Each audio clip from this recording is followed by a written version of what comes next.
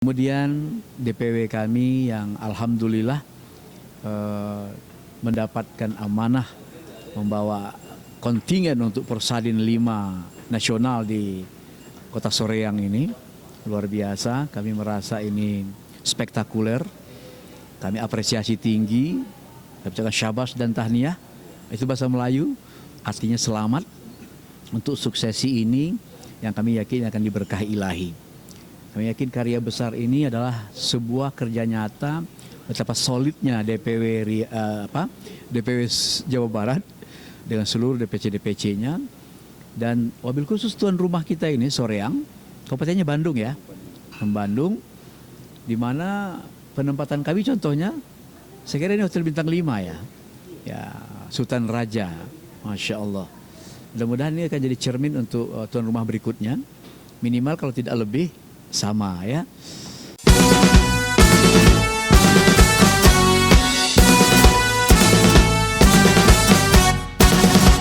Sahabat ini ya, alhamdulillah pada malam hari ini saya bertemu dengan Bapak Abdal. Beliau adalah pengurus DPW FKDT Provinsi Riau, yang mana beliau masih tetap ikut dalam kegiatan Persadin kelima dan mendampingi para kapilah dari Provinsi Riau.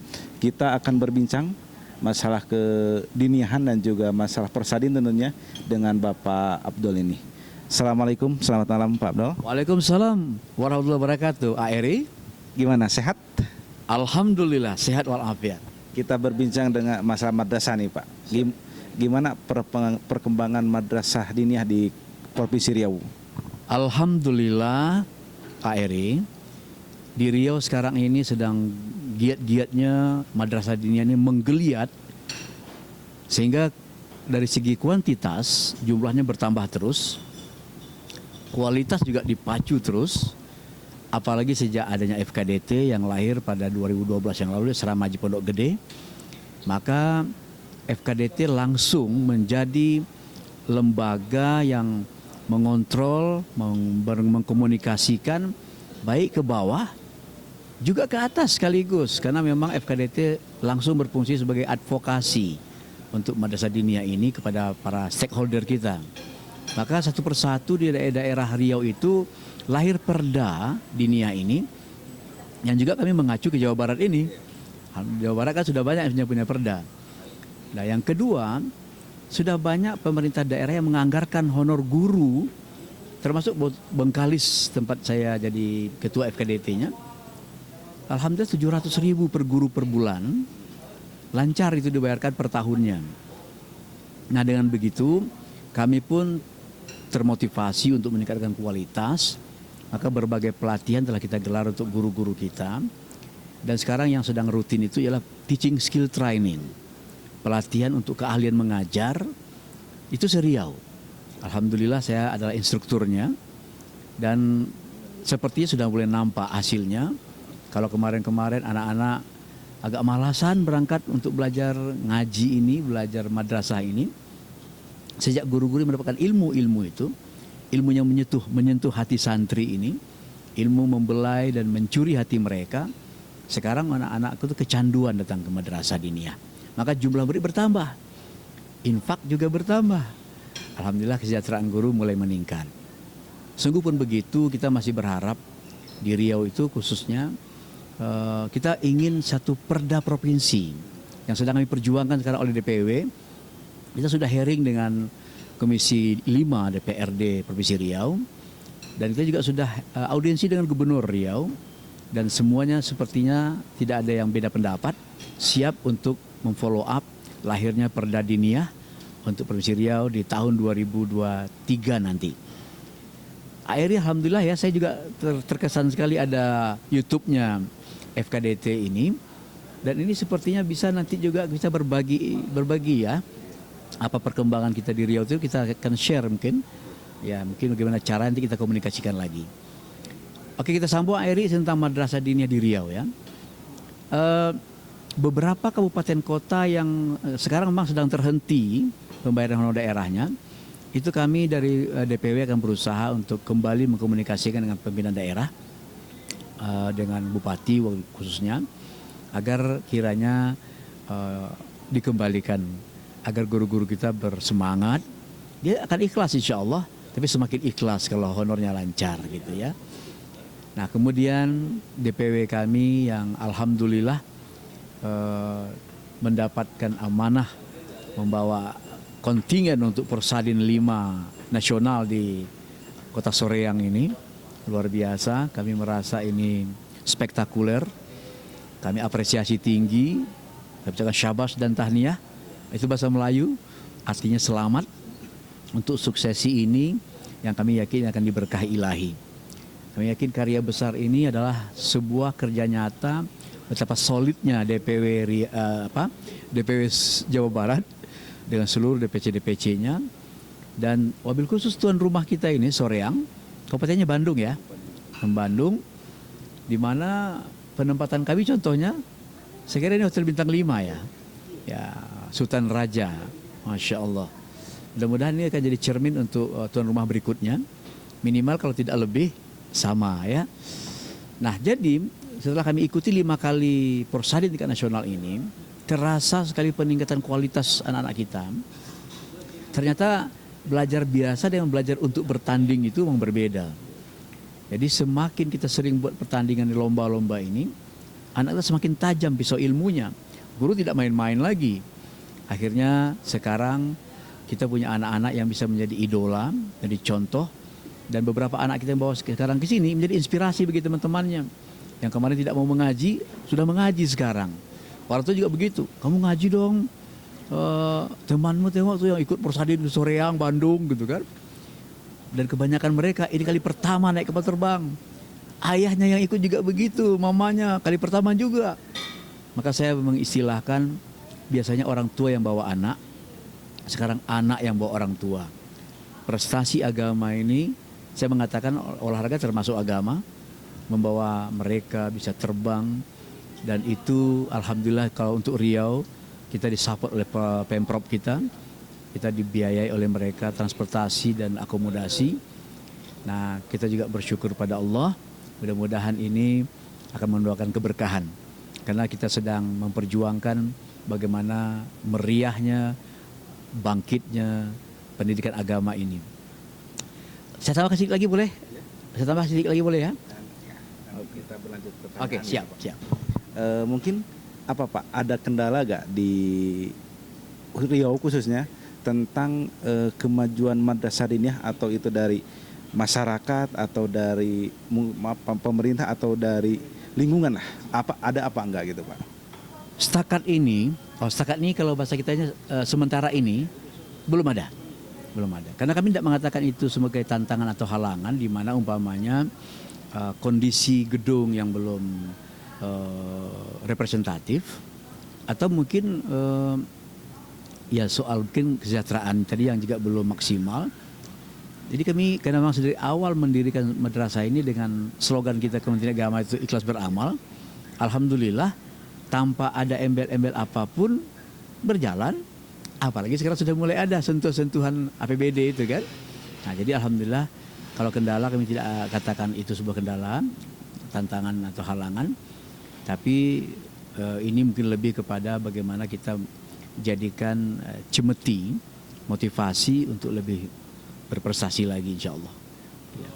Ini masalah Porsadin Pak, kalau gini, mungkin prestasi sudah banyak ditorehkan nih dari Provinsi Riau ini. Harapan Bapak Porsadin kelima ini seperti apa?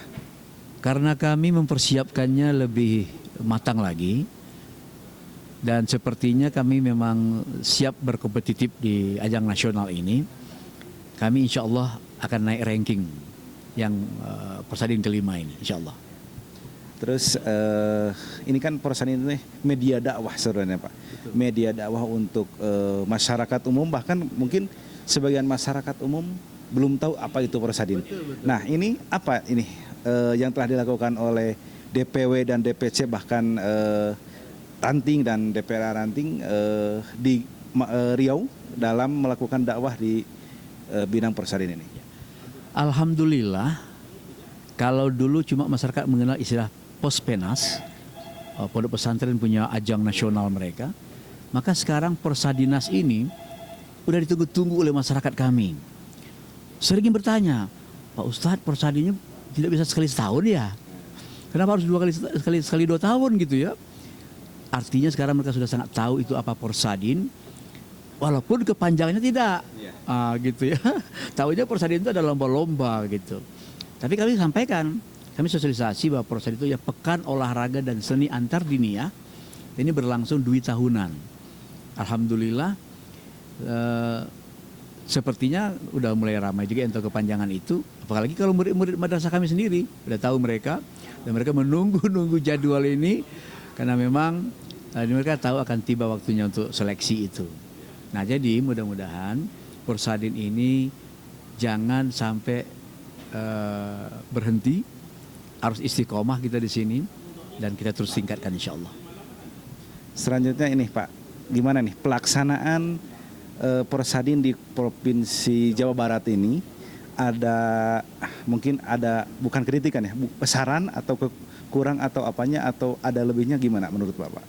Ya kalau kita nyebut plus minus mungkin ya ARI ya.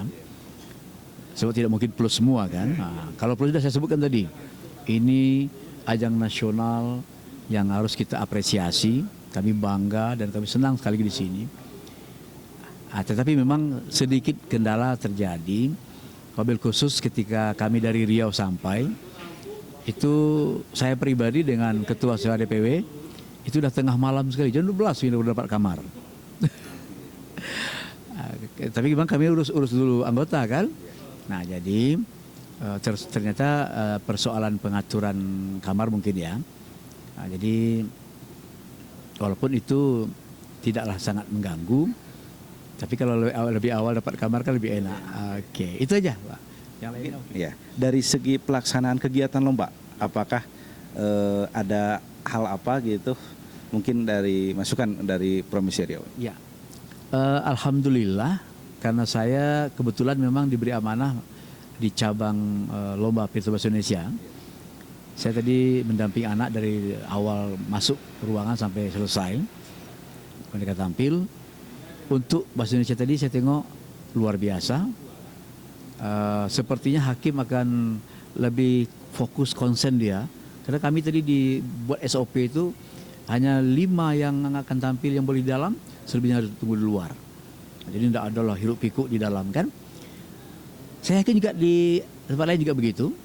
Nah jadi untuk sistem pelaksanaan, apalagi di sini semuanya bisa di sini kecuali olahraga. Itu memang harus MTQ juga ya. Oh ya, jadi kalau ini termasuk mungkin kalau bisa untuk episode berikutnya ini, porsadin berikutnya, kalaulah bisa tidak lagi terpisah tempat penginapan, satu tempat yang memang mencukupi semua, mungkin seperti asrama haji. Oke. Jadi kalau itu memungkinkan tahun kita berikutnya akan lebih baik insya Allah. Ini Provinsi Riau kalau belum pernah ya Pak menjadi tuan rumah Porsadin nasional. Belum. Apakah gimana nih? Ada kesiapan nggak nih Provinsi Riau dalam mungkin Porsadin 6, 7 atau 8 saja untuk menjadi tuan rumah pada kegiatan Porsadin? Kami sudah komunikasi dengan Pak Gubernur kemarin. Waktu itu memang yang jawab ada Kepala Biro Kesra kami. Kenapa tidak? Katanya kan. Welcome, Riau sering jadi tuan rumah event-event nasional katanya kan. Nah, dengan begitu kami akan coba komunikasi lagi nanti, katakan follow up pulang dari sini. Mudah-mudahan kalau tidak Porsadin 6 mungkin 7 insya Allah. Mungkin 6 ini kita ke Jawa Tengah dulu. Oke, setelah itu kita ke Sumatera lagi. Oke. Mungkin terakhir Pak, harapan Bapak untuk madrasah di se-Indonesia itu seperti apa? Dan mungkin ada saran juga untuk madrasah diniyah sewilayah Indonesia ini seperti apa? Yang pertama saya ingin kita fokus kembali kepada primadona madrasah diniyah itu. Yang masyarakat ternyata yang dia jadikan primadona itu ialah anaknya pandai baca Quran secepatnya, banyak hafalan Qurannya, tertib ibadahnya, baik akhlaknya, akhlakul karimah gitu ya. Jadi embel-embel bidang studi kita yang nomor 7 itu kayaknya mereka kurang minat tuh. Nah untuk itu kita mungkin harus lebih terampil memanage waktu yang ada yang cuma 3 jam itu. Persentasenya berapa untuk bimbingan tilawah Al-Quran, qiraatil Quran, dan bagaimana pula nanti sebagiannya untuk bidang studi kita itu. Sehingga insya Allah anak kita memang Qurani, tapi juga punya keilmuan yang mumpuni dalam masalah agama ini di tingkat awaliyah dan wusta itu.